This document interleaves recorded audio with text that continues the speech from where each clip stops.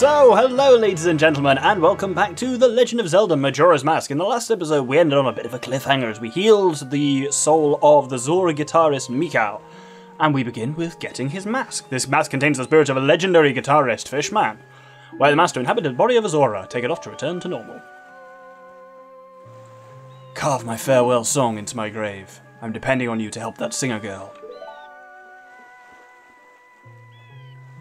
So if you remember, yes, the singer and his band lost her voice and her eggs were stolen by pirates. Those same pirates beat up Mikau and killed him. That's the kind of game this is, ladies and gentlemen. So we dig his grave. Children's game. No, you can't show alcohol, but you can just show a man dying after being beaten up by thugs.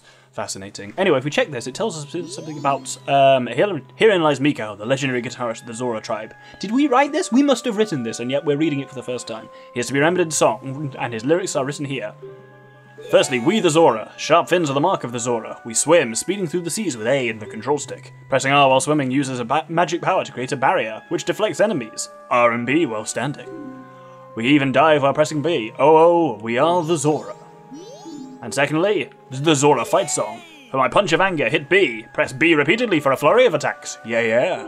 For my deadly move, now press and hold B. Now release, it's the final blow. My double cutters. So, hopefully that got you hyped enough to see exactly how the Zora mask functions when we use it.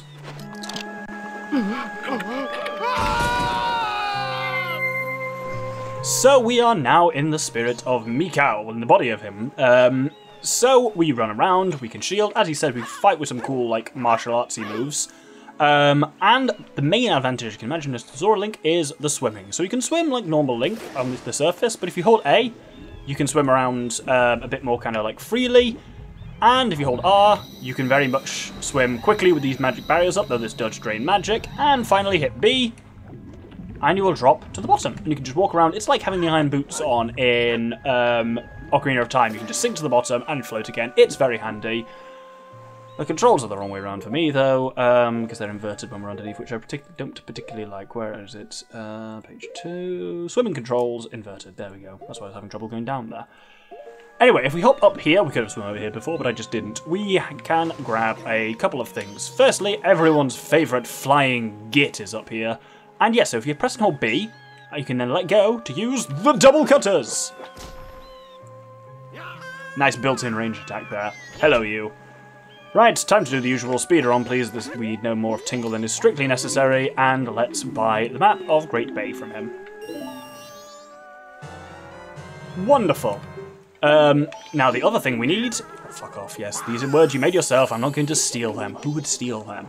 We've also got a warp point here on this called Great Bay Coast, which is particularly nice. Bit of visualizer stuff there. You can see over there, that's kind of going to be our goal in the soon time. That's the Pirates' Fortress, where the Zora Singer's eggs have been taken. But for now, if we head into this building, this is the Marine Research Lab, researching water quality and marine life forms in the Great Bay. And there's this guy. He was the Lakeside Lab scientist, but he's gone from freshwater to marine biology since the days of Ocarina of Time. Oh, you finally came. I've been waiting for you. What about the eggs? I heard there's a total of 7. Hurry, put the eggs in that aquarium from above. Well, that gives us a bit of a goal for now, is to find some eggs and bring them there. You can see how this is all coming together. Anyway, before we move on, we actually need to do something completely different. Also, his instrument is fantastic. We get a sweet fishbone guitar, it's brilliant. But we need to soar to the Southern Swamp, nip round to Magic Hag's, buy ourselves a bottle of red potion, and then return here.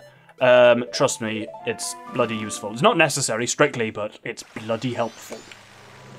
So back here, as I mentioned, our goal is over there, the Pirates' Fortress. And yes, so it's swimming around is a lot of fun with Zora Link, especially if you use the magical charge thing. You can actually go bloody fast. You are immune to enemies. If I go near this like, you damage them just by touching them. Sometimes it stuns, sometimes it damages. It really does depend on the enemy. But as you can see, it does drain magic power surprisingly fast. Slightly faster, I think, actually, than Goron Link rolling, and it's not really worth it just for travelling. Because then you can't do it when it runs out, and sometimes you actually need it. So there's these various things here. If we crack this one by charging into it, we find the secret way into the Pirates' Fortress. By the Pirates' Fortress, I of course mean the Pirates' Fortress.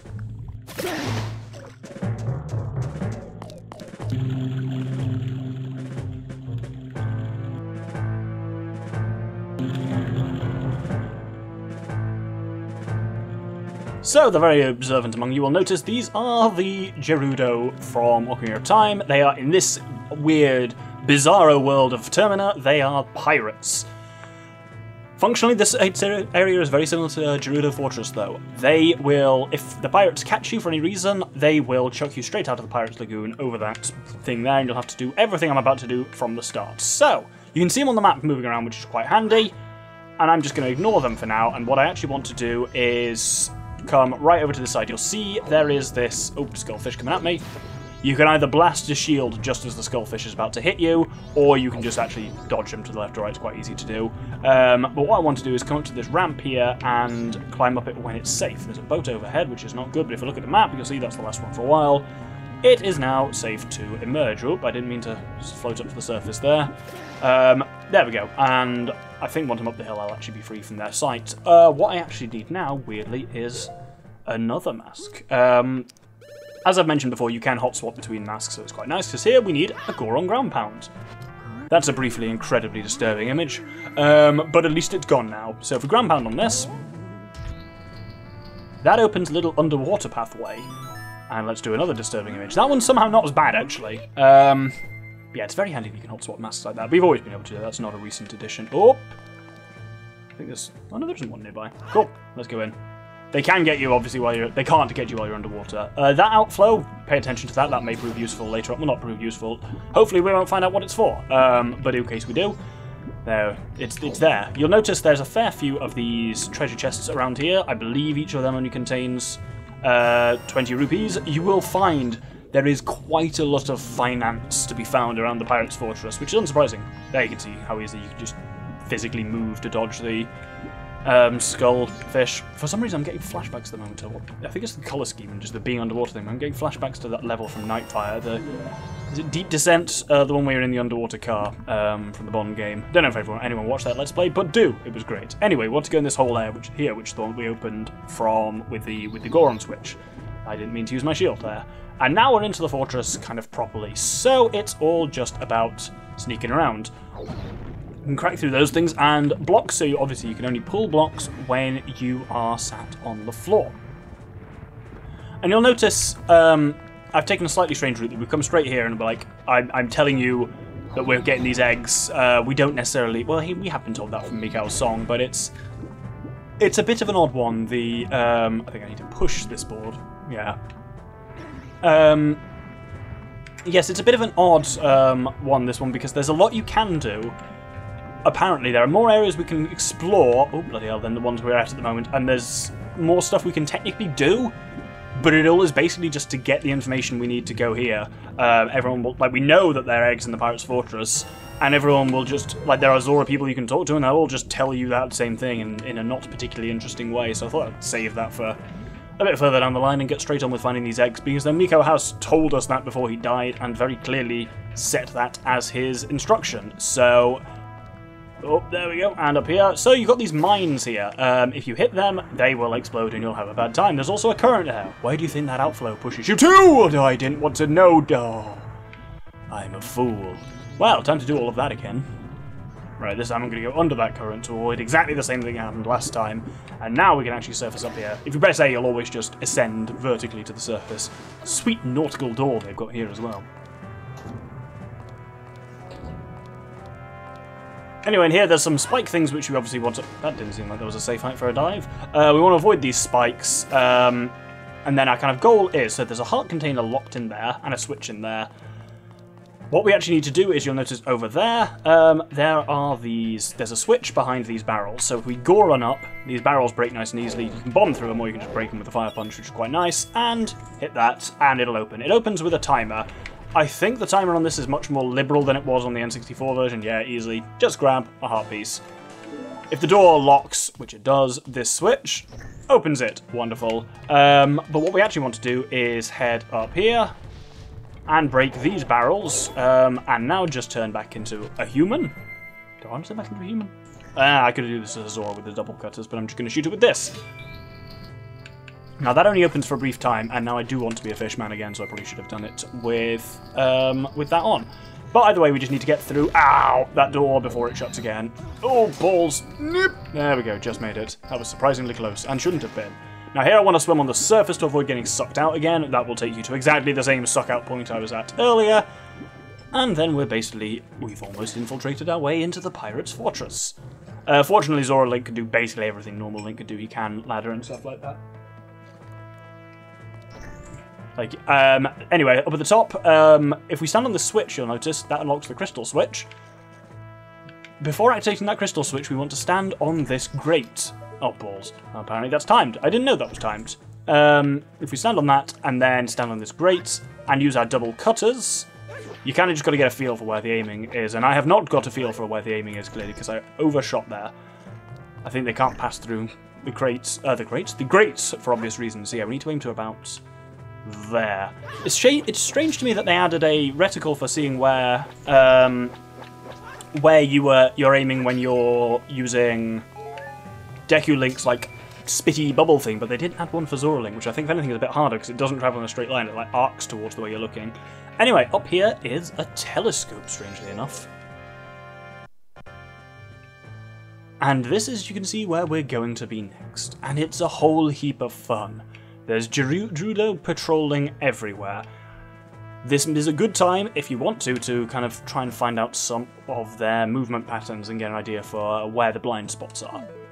I already know that pretty well as I need to. So with that, we can just set off some of these bombs. That clears them out the way and opens the way to that crystal switch, which we can also hit. There's not much of a use for the double cutters over and above just using a bow and arrow, except for the fact you have to transform, which can occasionally be useful. Anyway, if we head out, you'll be not surprised to find where we are. Oh, actually, you will. That's not exactly where I thought we were going to be. Don't fall in at the moment, because then you'll have to do everything we've just done again, and it's frustrating. There is a shortcut back up here, but we have not yet got access to it. If we go through here, now is when you'll recognise where we are.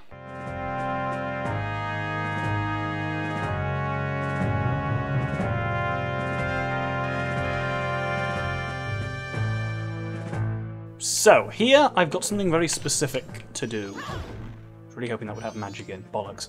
We're a little low on magic, and this could be an interesting challenge. That's not a soaring point, it's just a saving point. Damn. There's a very specific point of this I want to get to. Have two things ready. I want to turn to human, have the lens of truth ready, as we do, and have arrows ready. So arrows, if the Gerudo see you, they will stun you, they will catch you and chuck you out. You can temporarily stun them with arrows, though.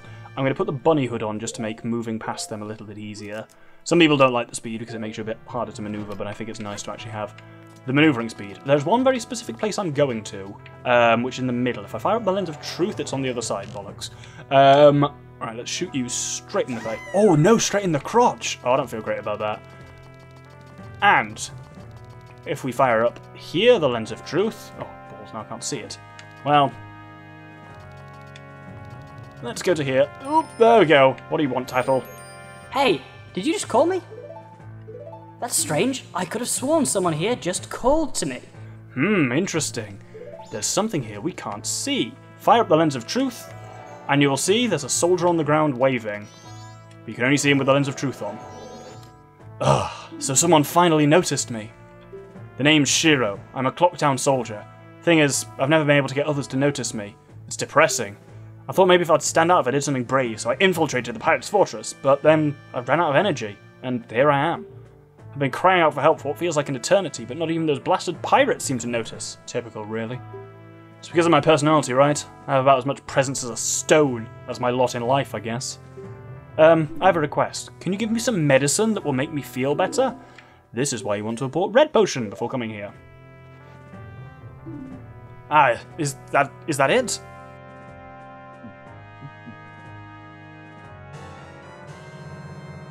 I feel better, I think. Thanks. Oh, here, in gratitude. And he gives us something bloody useful, the stone mask, where it's become as plain and inconspicuous as stone. So that crosses off, find the stone-faced soldier. You found Shiro, who was too often overlooked. You made him feel all better, and in return you got the stone mask. Now, time to make my escape. See you later.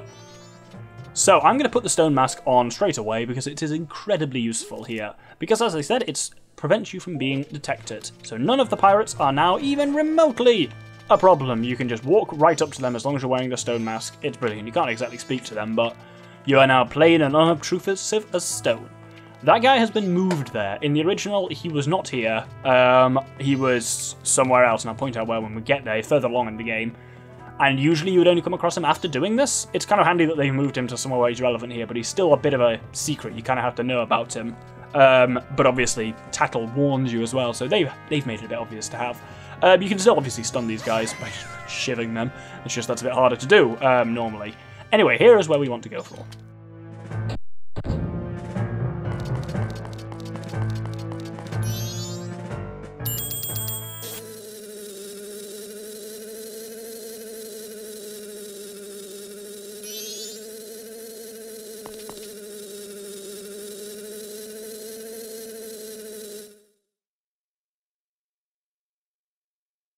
I've been waiting for you.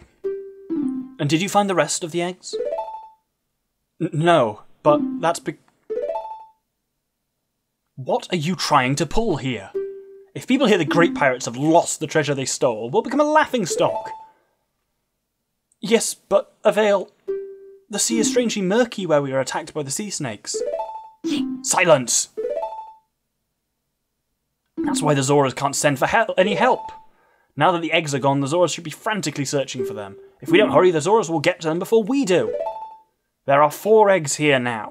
The other 3 must be past the Twin Rocks of Pinnacle Rock. Twin Rocks of Pinnacle Rock. That sounds weird, but it doesn't. But it's true. Where the sea snakes lurk. Got that? Then hurry. Go find the snakes before the eggs before those sinister sea snakes gobble them up. Understood. Wait! The Zora eggs are the only clue we have about the dragon cloud floating over the bay. If what that strange masked one says is true, and if we can get our hands on the treasure that lies sleeping in the temple in that dragon cloud, then we can spend the rest of our lives living the good life. Now get a move on and find them. Hurry! Understood. May have improvised that last line a little bit, but close enough. I got the feeling of it right, certainly. So, Avail stays in that room, but we need to get rid of her in order to get down there, and there's a nice easy way of doing that. Remember that bee they showed us in the opening flyby?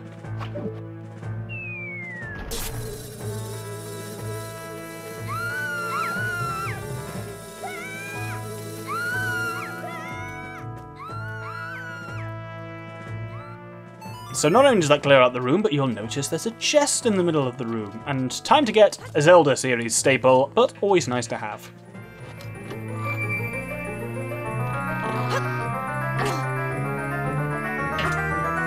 Indeed, it is the hook shot. Use it to grapple items so you can reel them in, or pull yourself over to them. Hold down the corresponding button, release it and use the control stick to aim, and release it to shoot. Yes, this is bloody handy, this thing. I'm going to put it on here because I think we're done with the lens for now. So you'll notice in there is one of the Zora eggs we've been hearing about. If we bring up the hookshot, so yes, if you press the button, you shoot it out, it spoinks off stuff. But it can grapple you towards certain things, like wooden surfaces. You'll notice its icon kind of changed colour there, I'll show you a bit more in a second. Well, next episode probably, but if we fish up here, then we can drop down. And indeed, there's a Zora egg on the bottom. Isn't this a Zora egg? I wonder how we can carry it. I wonder indeed. If you haven't, I should have said this before you came here, but if you haven't got 4 empty bottles at this point, because there are 4 eggs in the fortress subplace, having 4 empty bottles is bloody useful, otherwise you'll just have to make multiple trips. Let's see, there should be 3 Zora eggs in the Pirate's Fortress. Let's finish the job. Yes, very useful to have 4 bottles, and they added an extra bottle earlier on in the 3D version to make it far easier to have 4 bottles by this point. But I think we're going to hold it there for this episode. It's already been perhaps a little bit of a long one. So yes, we have come here to the Pirate's Fortress to try and save the Zora eggs. Next episode, we are going to be finding the rest of the Zora eggs here, and then heading out to where the sea snakes are in search of the remaining ones. Thank you very much, and good day.